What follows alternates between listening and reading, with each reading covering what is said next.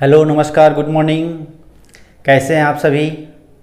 आशा और विश्वास है स्वस्थ और सुरक्षित होंगे।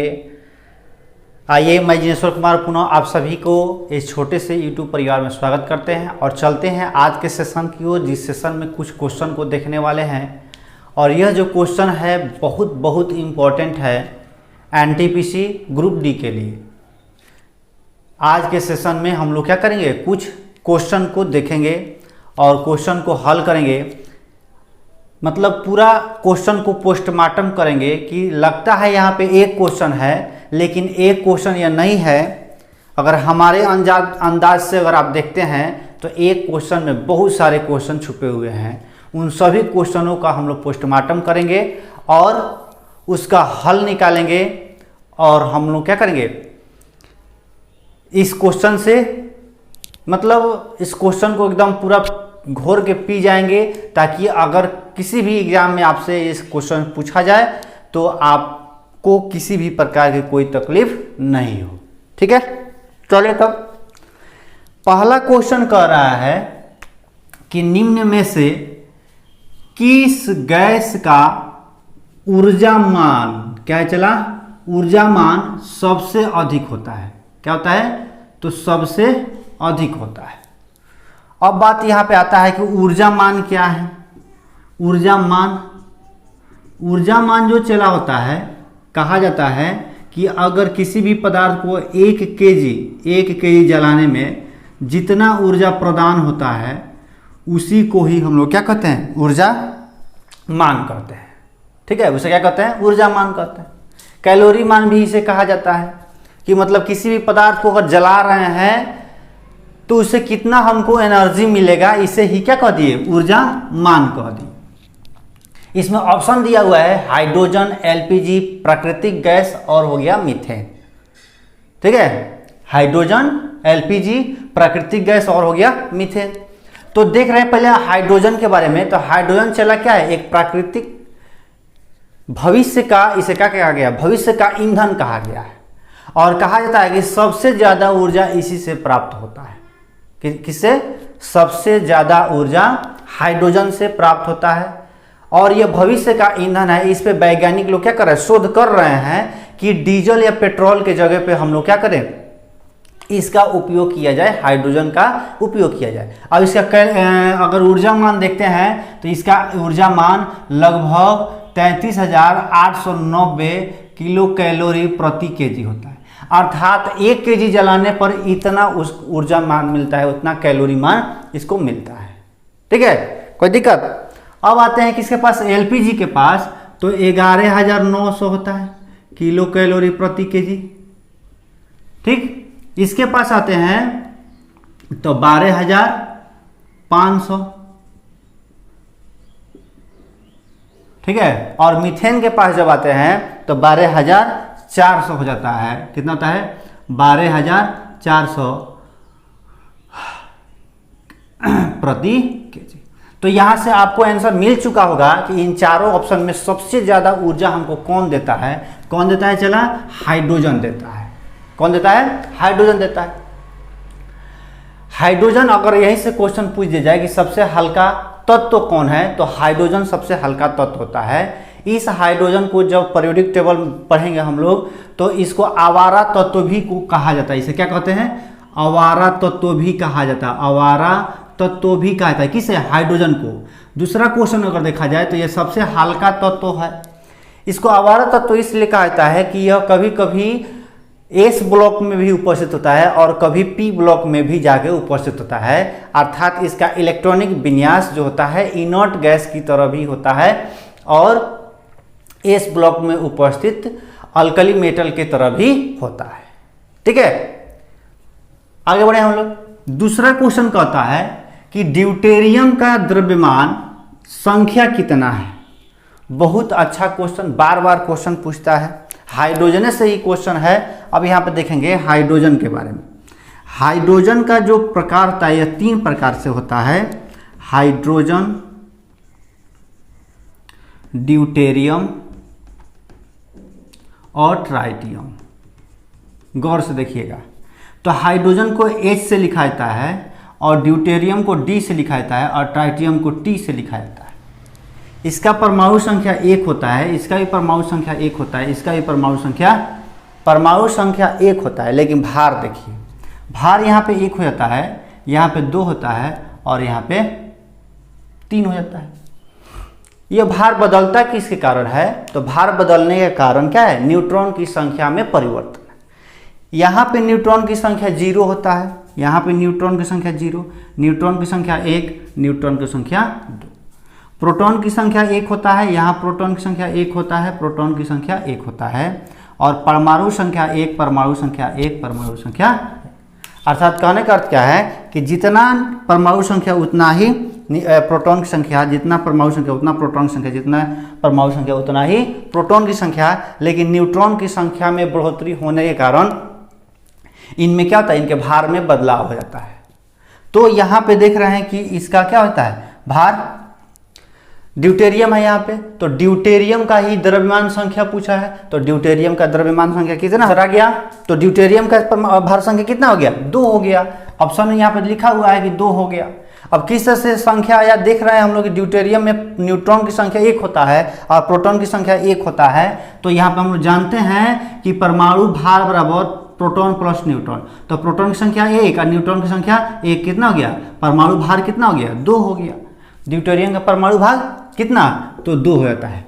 अगला क्वेश्चन कह रहा है कि सभी अम्ल धातु के साथ अभिक्रिया करके कौन से गैस का निर्माण करते हैं? क्या बनाते हैं यहाँ पे एक एग्जाम्पल लिखते हैं। यहाँ पर मान लेते हैं सपोज डेट कि सोडियम धातु है, यह अम्ल से अभिक्रिया किया, क्या बनाता है? NaCl प्लस हाइड्रोजन गैस का निर्माण करता है। तो कोई भी धातु जो है चला, कोई भी धातु है अम्ल से अभिक्रिया करके क्या करता है? कौन सा गैस बना रहा है? तो हाइड्रोजन गैस का निर्माण करता है। कौन सा गैस का निर्माण करता है? हाइड्रोजन गैस का निर्माण करता है। ऑप्शन में देखिए कोई हाइड्रोजन है क्या? यहाँ पे हाइड्रोजन गैस का निर्माण करता है। कार्बन डाइऑक्साइड जैसे CO2 हो गया, इसका निर्माण नहीं करता है। नाइट्रोजन N2 हो गया, इसका भी निर्माण नहीं करता है। ऑक्सीजन O2 हो गया, इसका भी निर्माण नहीं करता है। लेकिन कौन सा गैस का निर्माण करता है? तो हाइड्रोजन गैस का निर्माण करता है। चलो कुछ समझ में आया? आशा और विश्वास है समझ में आ रहा होगा आप लोग को, मज़ा भी आ रहा होगा। ठीक है, इसी तरह समझना है और रिजल्ट लेना है। अगला क्वेश्चन कह रहा है, चौथा क्वेश्चन, ऑक्सीजन के एक अणु में परमाणु की संख्या कितना होता है? ऑक्सीजन के एक अणु में, तो ऑक्सीजन चला यही ना हो गया, तो यह इसका एक अणु हो गया। तो एक अणु में परमाणु की संख्या कितना हो गया? 2 परमाणु हो गया। कितना परमाणु? 2 परमाणु। जैसे कोई भी एलिमेंट को लिखा जाता है mono atomic element, poly atomic element. तो मोनो एटॉमिक एलिमेंट जो होता है चला, यह सभी इनर्ट गैस होते हैं। अर्थात तो मोनो का मतलब क्या होता है? एक होता है। जैसे देखो helium, neon, argon, krypton, xenon, radon, ये सब क्या है? मोनो एटॉमिक एलिमेंट होता है। मतलब इसमें एक ही परमाणु पाए थे। लेकिन जब पॉली एटॉमिक एलिमेंट की बात आता है तो देखो यहाँ पे N2 हो गया, O2 हो गया, P4 हो गया, S8 हो गया, ठीक है, O3 हो गया। तो ये क्या हो गया? एक से अधिक इसमें एटम्स हो जाते हैं, जिसके कारण इन्हें क्या कहा जाता है कि यह पॉली एटॉमिक एलिमेंट है। अब बात हो गया, क्वेश्चन पूछा हमसे कि ऑक्सीजन के एक अणु में परमाणु की संख्या, ऑक्सीजन के एक अणु में परमाणु की संख्या बताना है, परमाणु की संख्या। तो ऑक्सीजन हम लोग इस तरह से लिखते हैं। तो एक यह ऑक्सीजन अणु हो गया। अणु किसे किस तरह से दर्शाते हैं? किसी भी एलिमेंट के पहले अगर जो भी कोफिशिएंट लिखा रहता है, उस कोफिशिएंट को उतना अणु कहा जाता है। जैसे मान लेते हैं इसके पहले कोई कोफिशिएंट नहीं है, तो हम मान लेते हैं कि ये क्या है? एक कोफिशिएंट है, अर्थात एक अणु ऑक्सीजन हो गया। और इस एक अणु ऑक्सीजन हम लोग देख रहे हैं को परमाणु छुपा हुआ है? 2 परमाणु है। तो यहाँ पे ऑप्शन कहीं दिया होगा कि इसका परमाणु संख्या कितना हो गया? 2 हो गया। अगर यहीं पे क्वेश्चन पूछता कि ओजोन जो होता है, ओजोन लेयर जो होता है, उसमें परमाणु संख्या कितना होता है चला, तो ओजोन लेयर में देख रहे हैं यहाँ पे कितना? 3 परमाणु होता है। कितना परमाणु होता है चला? 3 परमाणु होते हैं। किसमें? ओजोन लेयर में। ठीक है, ओजोन जो है उसमें कितने परमाणु संख्या? 3। लेकिन ऑक्सीजन में परमाणु संख्या 2 होता है। चलिए अगला क्वेश्चन है कि परमाणु संख्या 10, 18, 36 और 54, 10, 18, 36 और 54 जो होता है, यह जो तत्व हैं यह तत्व डैश है, मतलब क्या है तत्व, डैश तत्व है। अब यहाँ पे आता है क्वेश्चन से हम लोग देख रहे हैं कि मृदा धातु, यहाँ पे दूसरा ऑप्शन है हल्की धातु, हैलोजन और अक्रिय गैस। ठीक है, सोचिए, चलिए सोच लिए कौन सा क्वेश्चन था कि परमाणु, हाँ इधर गया, परमाणु क्रमांक 10, 18, 36, 54 वाले तत्व डैश कहलाते हैं। अब यहाँ पे 10, 36, 54, 10 जो होता है यह नियोन होता है, 18 जो होता है यह आर्गन होता है, जो 36 है यह क्रिप्टॉन होता है, 54 जो होता है यह जेनॉन होता है। यही ऑप्शन दिया हुआ है। तो अगर आप पढ़े होंगे, थोड़ा सा भी ध्यान होगा, तो यह नियोन, आर्गन, क्रिप्टॉन, जेनॉन, तो यह इस सभी तत्वों का जो ऑक्सीजन क्या कहते हैं इनर्ट वैलेंस इलेक्ट्रॉन होते हैं, यह फुलफिल होता है, मतलब अपना यह ऑक्टेट पूरा करके रखता है, ऑक्टेट पूरा करके रखता है। और जो तत्व ऑक्टेट पूरा कर लेता है या किए हुए रहता है, तो उस तत्व को हम लोग कौन कहते हैं, इनर्ट गैस कहते हैं। क्या कहते हैं चला, इनर्ट गैस कहते हैं। तो यहाँ पे कहीं ऑप्शन दिखा होगा इनर्ट गैस, मतलब अक्रिय गैस लिखा हुआ है। क्या गैस लिखा हुआ है, अक्रिय गैस है। इसके अलावा आते हैं हाइड्रोजन के पास। तो हाइड्रोजन के पास यह तत्व होता है फिर कॉल बाहर आई अंटी, यह देखा जाता है, यह 7th के ए में पाया जाता है, जो कहाँ उपस्थित है, पी ब्लॉक में उपस्थित होता है। ठीक है, अब हल्की धातु, अगर हल्की धातु के बारे में बात किया जाए तो लिथियम जो चला है, लिथियम जो होता है यह प्रकृति का सबसे हल्का धातु होता है। कौन, लिथियम। अब दूसरा है ऑप्शन यहाँ पे अल्कली धातु, मृदा धातु। तो मृदा धातु जो एस ब्लॉक जो होता है, जो एस ब्लॉक के पहला का ए जो ग्रुप होता है, इनके सभी तत्व मृदा धातु होते हैं। जैसे मानते हैं हाइड्रोजन, हॉली, ना, कर, रब, से, फरियाद। ठीक है, hydrogen, lithium, sodium, potassium, rubidium, caesium, francium. तो ये सभी तत्व जो होते हैं यह क्या होते हैं, यह मृदा धातु होता है। और इसी के दूसरा का जो ए होता है भू प्रॉपर्टी मृदा धातु, मतलब भूमि पर पाए जाने वाले मृदा धातु कौन होते हैं, दूसरा का ए के एलिमेंट होते हैं। ठीक है, चला कोई दिक्कत, आगे बढ़े हम लोग।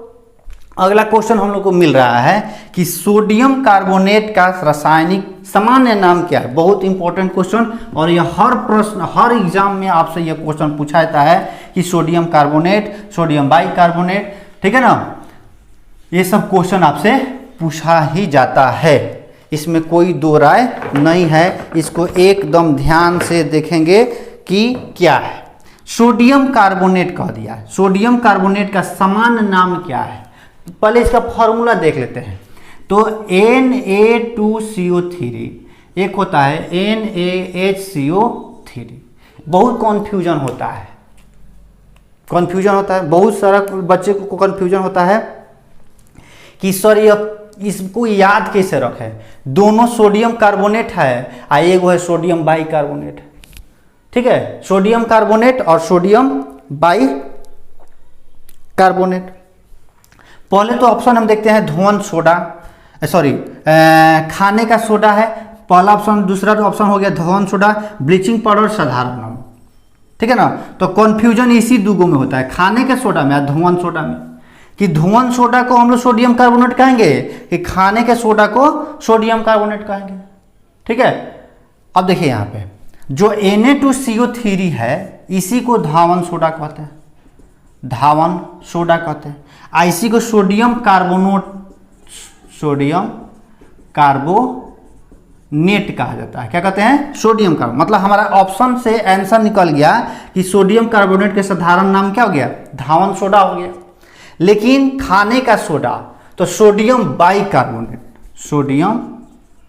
Sodium bicarbonate. अब देखिए यहाँ पे सोडियम बाई मतलब 3 अक्षर हो गया। यहाँ पे जब 3 अक्षर हो गया तो 3 अक्षर इसमें भी मिलेगा आपको, सोडियम बाइकार्बोनेट।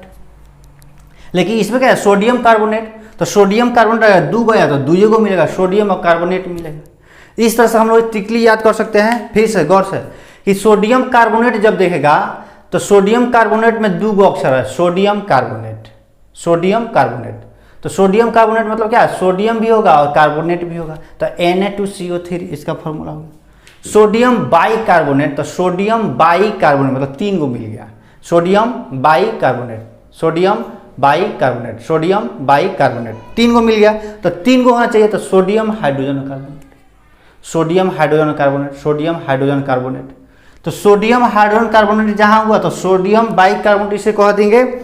इसका नाम क्या होगा, सामान्य नाम सोडियम बाइकार्बोनेट का होगा, खाने का सोडा कहते हैं इसे, खाने का सोडा कहते हैं। और ये क्या हो गया, धुआं सोडा हो गया, सोडियम कार्बोनेट। ठीक है, यहाँ से 2 ऑप्शन मिल गया। तीसरा देख रहे हैं साधारण नमक, जिसे हम लोग क्या कहते हैं, NaCl कहते हैं। चलो क्या कहते हैं, NaCl कहा जाता है। और एक और ऑप्शन दिया हुआ है ब्लीचिंग पाउडर, ब्लीचिंग पाउडर जिसे कहते हैं कैल्शियम हाइपोक्लोराइड। देखो यहाँ पे, तो Ca इसका जो फॉर्मूला होता है CaOCl का होल ट्वाइस। सोडियम हाइपोक्लोराइड कहते हैं किसको, ब्लीचिंग पाउडर को। अगर इसका उपयोग पूछा जाए तो वाटर ट्रीटमेंट के लिए भी किया जाता है। ठीक है ना, वाटर ट्रीटमेंट मतलब वाटर ट्रीटमेंट के लिए करते हैं। वाटर ट्रीटमेंट मतलब क्या, कोई मतलब शुद्ध करना, पानी को शुद्ध करना, कीड़े मकोड़े को मारना, इसके लिए हम लोग किसका प्रयोग करते हैं, ब्लीचिंग पाउडर का प्रयोग करते हैं। इसे कैल्शियम पाउडर भी कहा जाता है। क्या कहते हैं, तो कैल्शियम, कैल्शियम पाउडर भी इसे कहा जाता है, किसे, ब्लीचिंग पाउडर को कैल्शियम पाउडर भी हम लोग कहते हैं। ठीक, तो आज के सेशन में चला हम लोग देखें कुछ क्वेश्चन, इसी तरह से क्वेश्चन हम लोग करेंगे। और सिर्फ ये कुछ क्वेश्चन नहीं था, इस क्वेश्चन में अपार क्वेश्चन भरा हुआ है, बहुत सारा क्वेश्चन भरा हुआ है। ठीक, तो आज के सेशन को हम लोग यहीं पे समाप्त करते हैं, खत्म करते हैं और मिलते हैं फिर अगले सेशन में। तब तक के लिए बहुत बहुत आप सभी का धन्यवाद। हाँ चला, अभी तक हम आपसे किसी भी प्रकार कोई नहीं किए हैं। अगर सेशन अच्छा लगा होगा तो इस सेशन को जरूर शेयर कीजिए और लाइक कीजिए। बहुत बहुत आप सभी का धन्यवाद।